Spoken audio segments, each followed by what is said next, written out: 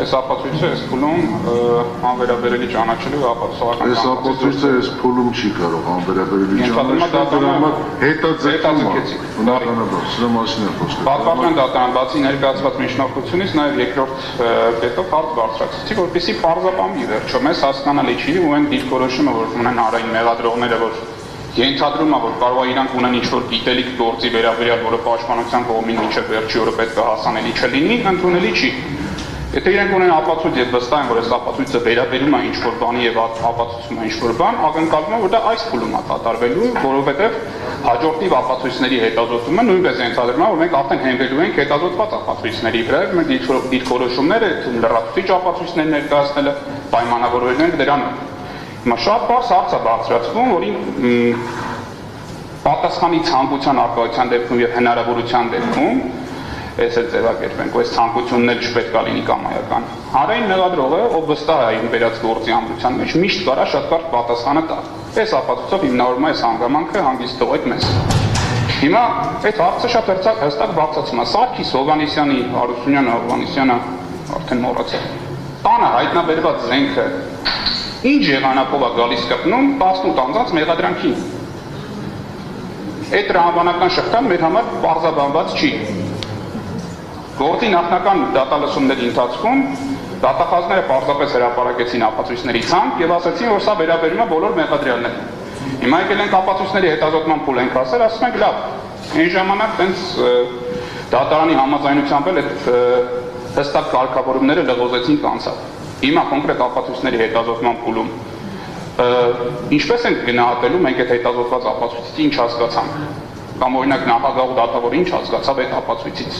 Ենթադրում է, որ ապացույցի հետազոտումը ավարտելուց հետո կողմերը իրենց համար, հանրային մեղադրողները իրենց համար, պաշտպանության կողմը իրենց համար եւ ամենակարևորը նախագահ դատավորը իր համար կատարում է եզրահանգումներ, որ այս ապացույցը այս գործի համար կարող է ունենա այսինչ նշանակություն։ Հիմա ռետորական հարց եմ տալիս, այս ապացույցի հետազոտումից ինչ հասկացաք։ Չեմ ակնկալում այդ հարցի պատասխանը պատվարժան դատարան։ Ճիշտ է անում եք, որ չէ։ Բնականաբար որովհետև նման իրավունք չունենք այդ դատարանից պահանջել այս փուլում, երկրորդն դատարանը արդեն իսկ նշեց, որ 335-334 տարբեր փուլեր են։ Ուշադիր նայեք քրեական դատավորությունով եւ վերջը եզրափակիչ ելույթներով կողմերը փորձեք դատարանին համոզել եւ դատարանը պարտավոր չի այս փուլում եւ չունի նման լիազորություն կողմից պահանջելու որպեսզի կողմը պարզաբանի թե կոնկրետ տվյալ ապացույցը ինչին է վերաբերում չունի նման դուք ունեք լիազորություն պաշտպանության կողմն էլ իրավունք ունի ձեզնից պահանջելու որպեսզի ապահովեք գործի բազմակողմանի օբյեկտիվությունը եւ ապահովելու բացասական